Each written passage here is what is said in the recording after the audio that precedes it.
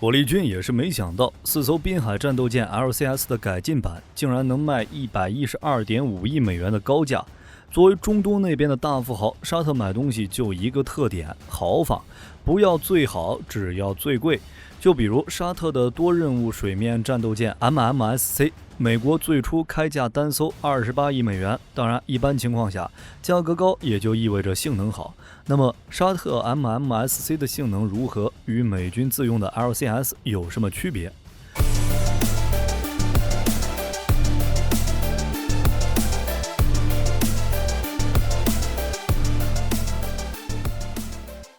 沙特多任务水面战斗舰 MMSC 是自由级 LCS 改进而来的。2015年，美国批准将4艘 MMSC 提供给沙特，总价格112.5亿美元，包含相关的设备、武器导弹以及后续服务。2017年，双方敲定了4艘 MMSC 的造船协议，预计在2025年到2028年交付。之后 ，MMSC 将在沙特海军东部舰队服役，负责红海方向，性能也足以应对伊朗海军。MMSC 是美国专门为沙特定制的，舰体结构与基础武器装备跟 LCS 差不太多，其长度118.6米，宽度17.6米。满载排水量3600吨。在动力方面 ，MMSC 继承了 LCS， 同样装备2台罗罗 MT30 燃气轮机与2台马皮耶斯蒂克柴油发动机，最高航速可达37节，航程超过5000海里。机体后方的大型机库与直升机甲板也维持不变，可以容纳一架 MH60R，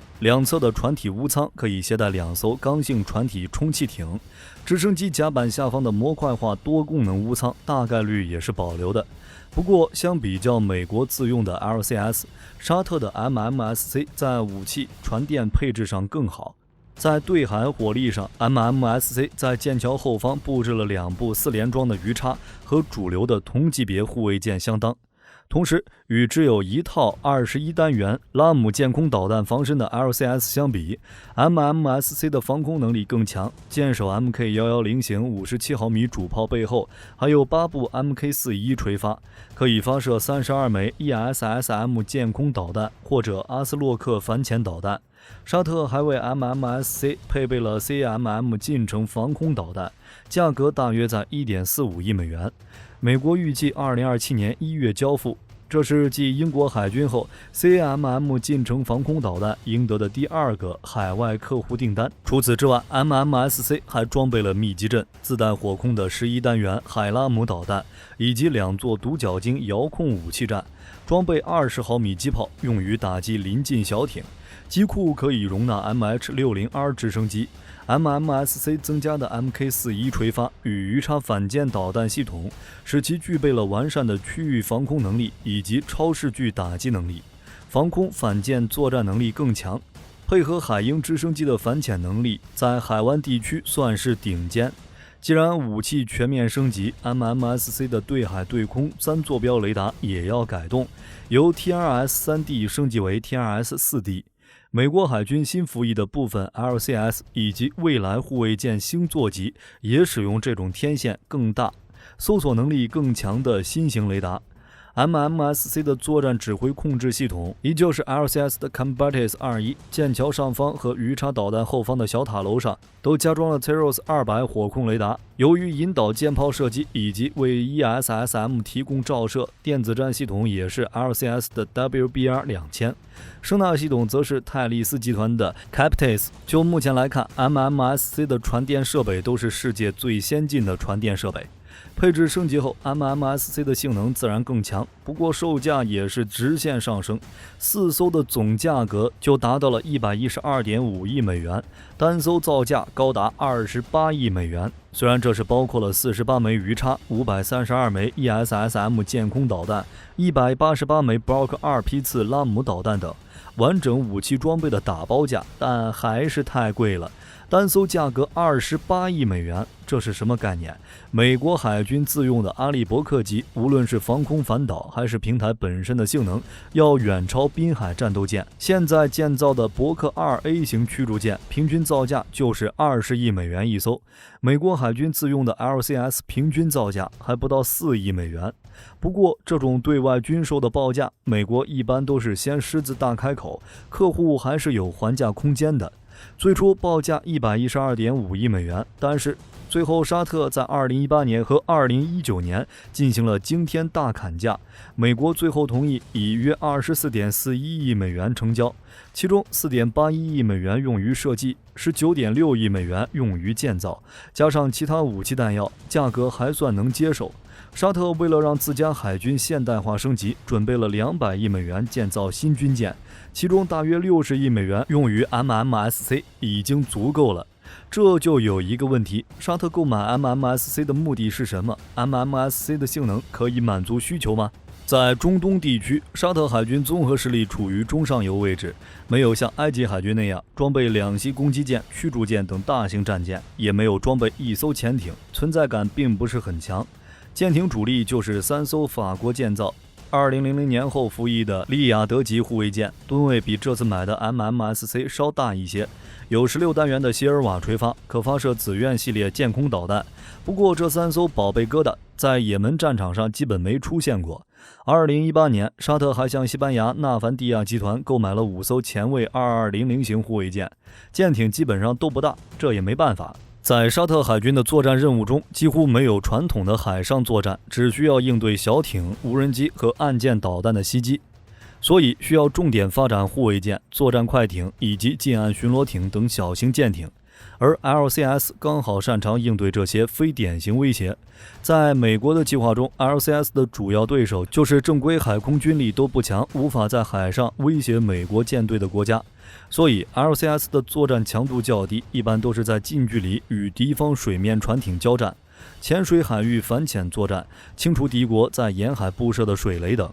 而且 MMSC 还是升级版，性能绝对可以满足沙特的要求。只是在美军内部 LCS 已经要被淘汰了，沙特的 MMSC 也不知道能活跃多久。美国海军计划在未来2年内卖掉2艘滨海战斗舰、4艘自由级和2艘独立级，其中最年轻的舰艇也才服役3年。被卖的原因也很简单，舰艇作战任务改变，美国重新拟定了滨海战斗舰的任务。这2艘卖掉的独立级原本是用于水面战，但现在美国将独立级舰艇主要用于反水雷任务，只让6艘自由级舰艇专门用于水面战。但是独立级舰艇的数量太多，有2艘是多余的，卖掉还能稍微回一下本儿，当然也有造价贵、维护成本高的原因。既然独立级没了，那就让星座级顶上去。之前美国海军作战部长还呼吁增加第2个星座级船厂。美国海军在考虑之后，将星座级导弹护卫舰的建造规模扩大到了每年4艘，目前已经成为美国海军的重点，并不断扩大规模。所以相比较 MMSC， 美国海军还是更看好星座级。虽然滨海战斗舰失利了，但经验还在，对于星座级项目有很大的信心。就目前来看，直到2027年的预算展望中，将星座级的建造计划提高到了7艘。2020年，美国海军启动星座级护卫舰的研制，作用就是取代佩里级护卫舰，补充阿利伯克级战力，任务也就是那几样：防空、反潜、对地攻击。星座级护卫舰是美国海军回归围绕现有技术建造军舰路线，而不是围绕正在研发的技术进行设计。外观设计重回传统战舰，性能也不差。除了作为装饰的主炮，星座的各方面性能都很均衡，其满载排水量7300吨，已经达到了英国海军4-5型防空驱逐舰的水平。就其吨位来看，星座级就是一款驱逐舰。其主要的舰载武器为一座 MK110型57毫米单管舰炮，2座4连装 NSM 反舰导弹发射架，一座21连装的海拉姆近程防空导弹发射架，还有就是4座8连装共32单元的 MK41垂发，